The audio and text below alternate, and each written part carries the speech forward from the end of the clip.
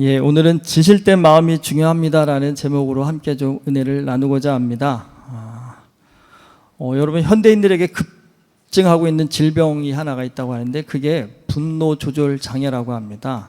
화가 나면 주체하지 못하고 분노를 표출하는 겁니다. 분노 장애를 치료하는 데에는 여러 가지 방법이 있다고 하는데 가장 좋은 방법이요, 간단합니다. 나 중심으로 생각하지 말고요, 다른 사람의 입장에서 생각하는 태도라고 합니다. 정신과 의사가 하시는 얘기입니다. 근데 제가 이 얘기 들으면서 좀 웃음이 나오더라고요. 이런 태도를 갖는다고 한다면 그런 사람은 분노장애를 당연히 겪지 않을 거라는 생각이 들거든요. 그러니까 어떻게 사실 분노를 조절할까를 고민하는 것보다, 그러니까 뭘 고민해야 되냐면 어떻게 해야 내가 다른 사람의 입장에서 생각할 수 있을까를 고민하는 것, 그게 현명한 처사라는 겁니다. 근데 여러분 살면서 정말 나보다 다른 사람의 입장을 먼저 생각한다라는 거, 그거 정말 굉장한 능력의 사람이 아니면 어려운 일입니다.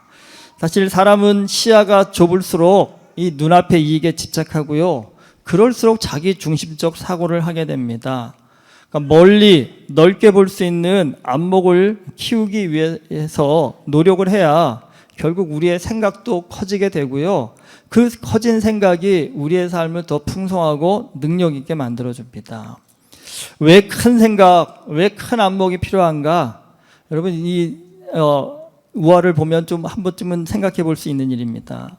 우리가 잘 아는 러시아의 대작가 톨스토이 우화 가운데요, 불을 그냥 두면 끄지 못한다라는 그런 우화가 있다고 합니다. 이 내용이 어떤 거냐면 러시아의 어느 농촌에요, 이반과 가브리로라는 사람이 다정한 이웃으로 살고 있었다고 합니다. 그런데 이 두 가족이 뜻하지 않은 일로 좀 다투게 됩니다.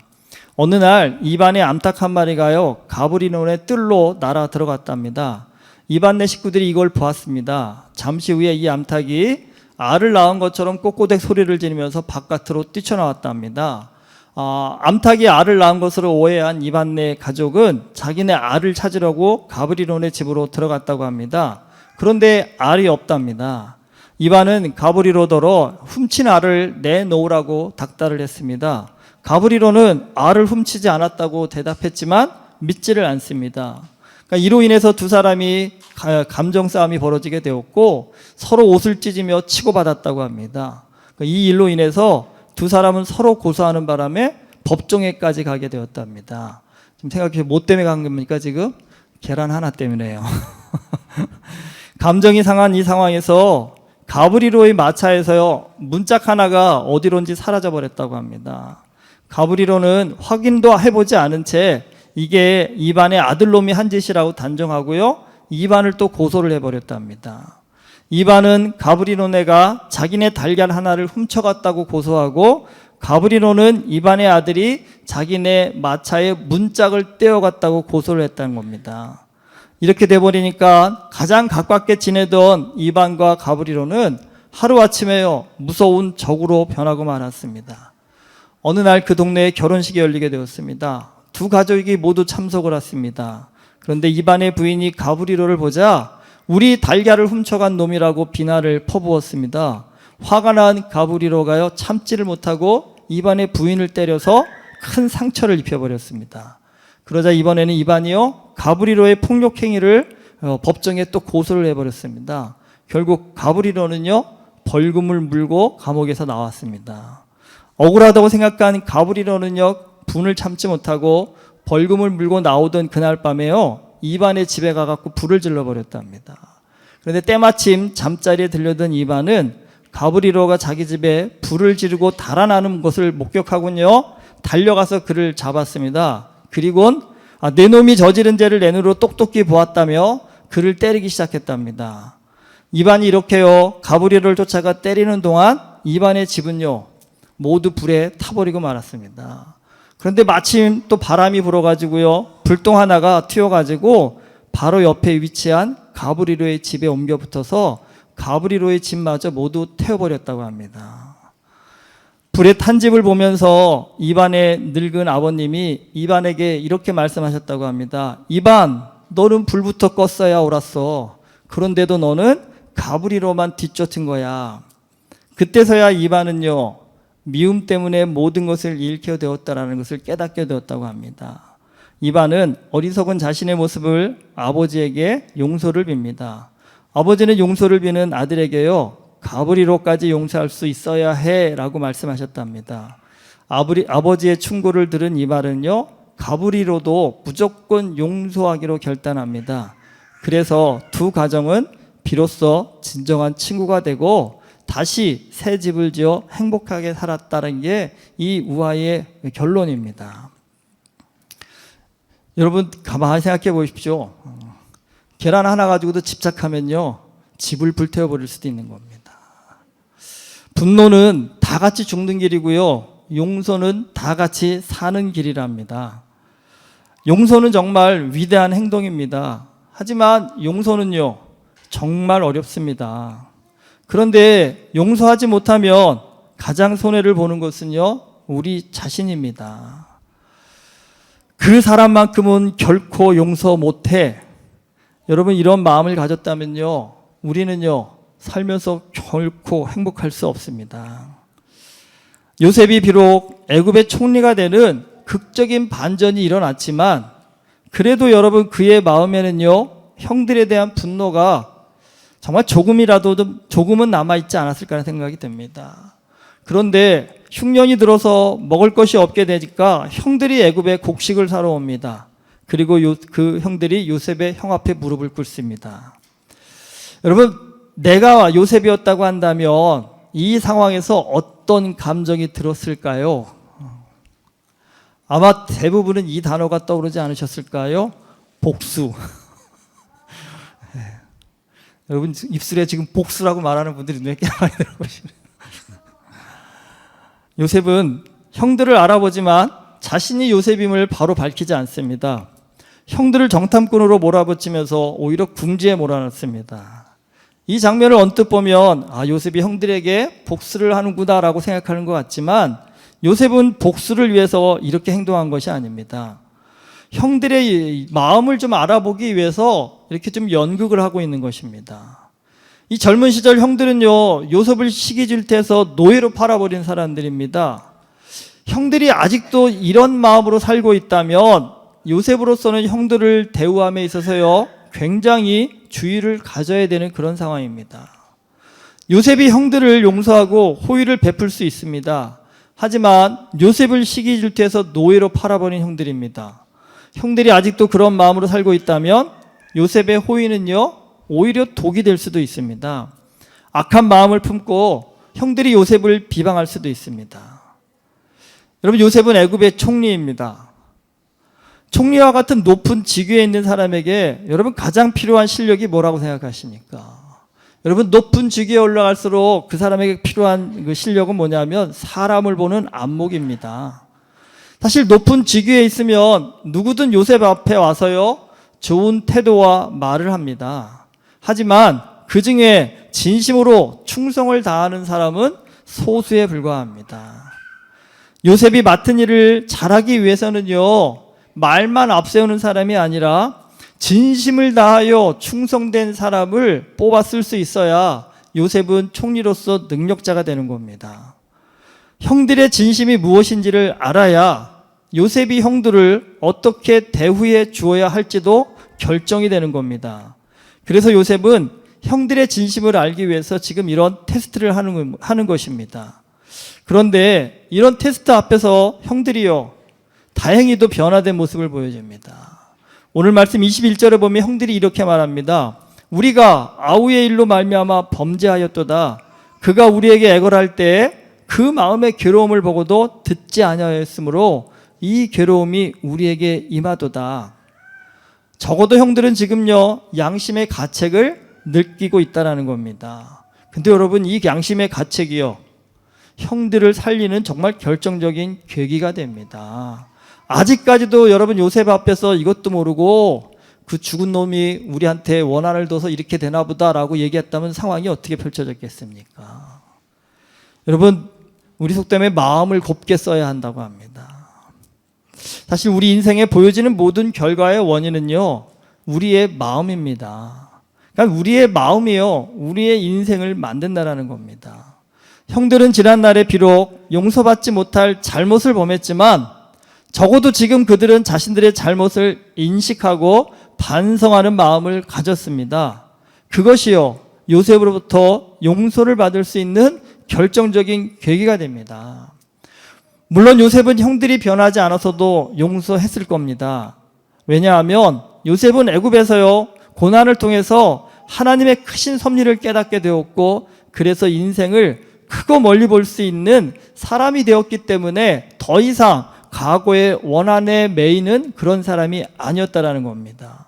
그래서 요셉은 미워하고 원수 갚는 일에 몰두하기보다는요, 오늘 내가 해야 할 일에 집중하는 것이 하나님이 기뻐하시는 길이고, 또 그 길을 열심히 가면 하나님께서 복을 주신다라는 것을 이 요셉은 삶으로 경험하여 안 사람입니다. 여러분, 오늘 나의 마음의 그릇에 어떤 감정을 담고 사시는지 한번 점검해 보십시오. 내 마음의 그릇에는 여러분 어떤 감정이 제일 크신가요? 아직도 마음 가운데 누구 때문에 하며 이게 불이 담고 사시는 분이 혹시 없으시나요?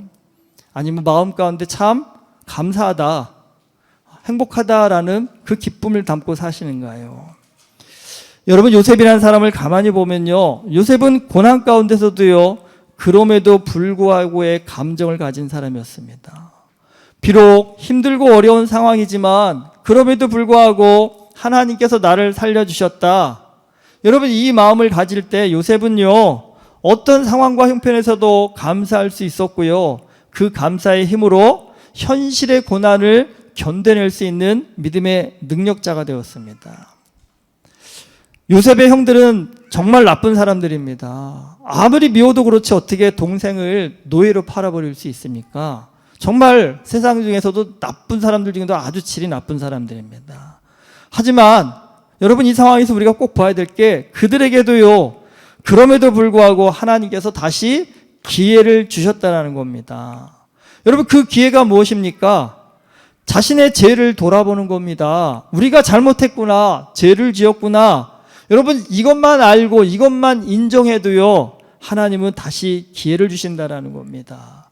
그리고 그 인식을 통해서 그들은요, 형들은 이제 자신을 희생해서 가족을 살리고자 하는 헌신을 보여줍니다. 살면서 우리가 지은 죄를 없앨 수는 없습니다.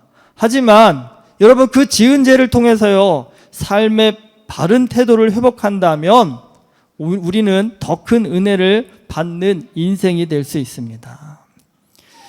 오늘은 어버이 주일입니다. 어버이 주일은 부모님의 은혜에 대한 감사를 다시 한번 기억하는 날입니다. 근데 참 세상이 살기 좋아지고 편해질수록 자꾸 은혜도 잊어버리게 되는 것 같습니다. 그러니까 예전에 정말 가난하고 힘들 때에는 부모가 뭐 안 해줘도 부모는 부모로서 그냥 감사하고 고마운 존재였습니다. 근데 여러분, 정말 먹고 살기 좋아질수록 자식들은 또 부모를 나한테 얼마만큼 해줬느냐를 가지고 고마워해야 되는지 안 해야 되는지를 평가합니다. 엄마 아빠 나한테 이렇게 많이 해줬으니까 고마워하고 적게 해줬으니까 안 고마워해. 여러분, 이런 마음이 우스갯소리 같지만 실제로 많이 존재합니다, 사실은. 요즘 참 이유가 뭘까요? 사람은 가질수록 은혜를 잘 못 깨닫는 것 같습니다. 없을 때에는 정말 작은 것 하나로도 은혜를 깨닫는데, 많이 가질수록 은혜를 못 깨닫는 영적인 둔감함이 있는 것 같습니다. 그래서 여러분, 좀 사서 고생한다는 이 말이 오늘 이 시대에는 꼭 필요한 말이 아닐까 생각이 듭니다. 특히 우리 어린 자녀를 키우는 부모님들, 아이들 좀 사서 고생할 수 있는 일을 자꾸 고민해 보셔야 됩니다. 사서 고생해 봐야 부모의 은혜도 더 깊이 알 수 있을 겁니다. 여러분, 부모님의 은혜를 기억한다면 우리는요, 요셉처럼 고난 가운데 있다 할지라도요, 받은 은혜가 있으니까 다시 한번 삶의 용기를 가질 수 있습니다. 제가 군대 가서 좀 느낀 게 있는데, 힘든 훈련을 할 때마다 꼭 하는 얘기가 있습니다. 어머니를 떠올려라. 왜 그럴까 생각을 해봤거든요. 꼭 이렇게 힘들게 굴려놓고 엄마 생각을 하고 어머니를 떠올리라고 합니다. 근데 여러분, 이유가 간단하더라고요. 힘들면 누구나 한 번쯤 타령하고 싶어. 나 죽고 싶어. 이런 생각 한 번 하는데, 그래도 엄마 생각하면요, 무슨 생각 들까요? 그래도 살아야지. 우리 엄마 나 때문에 지금도 밤새서 기도하고 있을 텐데, 우리 엄마 내가 어떻게 되면 정말 못 살 뿐인데, 내가 참아야지. 이 마음이 나도 모르게 들더라고요. 여러분, 그게 은혜더라고요. 은혜는 어떤 상황 가운데서도 우리에게 삶을 다시 한번 살게 하는 용기를 주는 것입니다.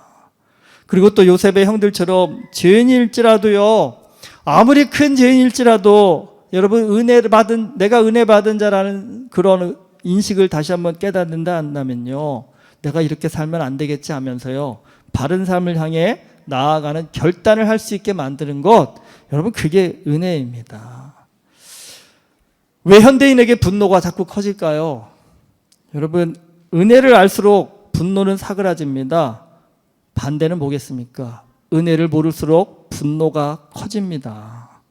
은혜를 기억할수록 우리는 내게 주어진 삶을 아무리 힘들고 어려워도 더 열심히 의미 있게 살아내기 위해서 마음을 되잡아보고 생각해 본다는 겁니다. 요셉이 형들의 진심을 알아보기 위해서 테스트를 했습니다. 여러분, 하나님께서도요, 우리의 가장 알고 싶어 하신 것이 우리의 진심이십니다.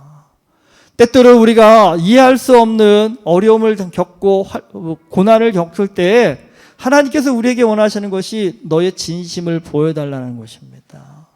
여러분, 그 상황 가운데 우리가 정말 진심을 담아서 하나님을 사랑하고 하나님의 은혜에 감사하다라는 이 믿음의 고백 표현을 할 수 있다고 한다면요, 여러분 정말 질 나쁜 범죄를 저질렀던 요셉의 형들도 다시 한번 용서를 받고 삶의 기회를 얻은 것처럼요, 하나님 앞에 우리의 진심을 보여드리면요, 우리가 어떤 사람이라 할지라도 하나님은 다시 한번 우리에게 기회를 주시고요, 다시 한번 우리의 인생을 멋지게 살아갈 수 있는 믿음의 능력을 부여해 주십니다. 여러분, 살면서 가장 중요한 것이 진심입니다.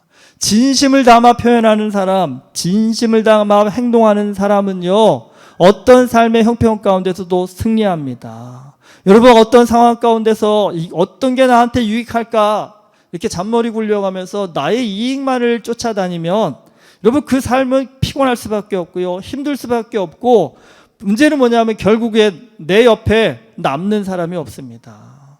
여러분, 인생은 다른 사람이 승리하는 사람이 아닌 것 같습니다. 내 인생에 남아있는 사람이 누구냐, 얼마가 있느냐가 그 사람의 삶을 평가해주는 가장 큰 지표입니다. 여러분, 한번 내 주변을 좀 둘러보십시오. 내 주변엔 누가 있는가? 여러분, 내가 열심히 살았음에도 불구하고 왜 내 주변에는 나를 진심으로 아껴주고 사랑하는 사람이 없지라고 생각하신다면요, 내가 아직 진심을 담아 사람을 상대하지 않았다는 겁니다. 대우하지 않았다는 겁니다. 여러분, 외로우시다면, 힘드시다면 진심을 담아 행동해 보십시오. 진심을 담아서 말을 표현해 보십시오. 여러분, 그리고 하나님 앞에도요, 진심을 담아 제가 하나님 사랑합니다, 하나님의 은혜에 감사합니다, 그리고 그 받은 은혜에 조금이라도 보답하기 위해서 내가 이제부터 정말 하나님 기뻐하시는 그 길에 조금이라도 나아가기 위해서 노력하겠습니다라고 여러분 진심을 담아 하나님 앞에 한번 기도해 보십시오. 여러분, 그렇게 진심을 담아 하나님 앞에 나오는 영혼을 하나님은 결코 내치시지 않고 포기하시지 않고 잊어버리지 않으십니다.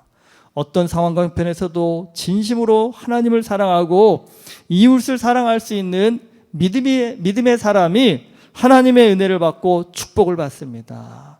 우리 은혜교 모든 성도님들이 어버이 주일에 부모님께 받은 은혜를 다시 한번 되새기면서 마음을 다하고 힘을 다하고 진심을 다하여 하나님을 사랑하고 이웃을 사랑할 수 있는 거룩하고 복된 하나님의 사람 될 수 있기를 주님의 이름으로 축원합니다.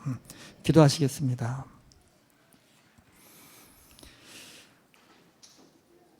우리가 마음을 다하고 뜻을 다하고 힘을 다하여 하나님을 사랑할 때 하나님은 우리의 삶 가운데 가장 놀라운 축복과 은혜를 허락하여 주시는 줄 믿습니다. 하나님 아버지, 어버이 주일에 부모님께 받은 은혜를 되새기며 하나님 그 은혜를 통해서 내 삶을 하나님 앞에 어떻게 더 거룩하고 멋진 삶을 살까를 고민할 수 있는 우리가 되게 하여 주시옵소서. 진심을 다하여 은혜 앞에 감격하고 감사할 수 있는 우리가 되게 하여 주시옵시사. 우리의 그 진심이 하나님 앞에 상달되어지고 하나님께 은혜를 받는 축복의 통로가 되어줄 수 있도록 우리의 마음과 생각과 뜻이 하나님 안에서 바른 삶으로 잡혀질 수 있도록 우리의 심령을 성령께서 주관하여 주시옵소서. 예수 그리스도의 이름으로 기도드립니다. 아멘.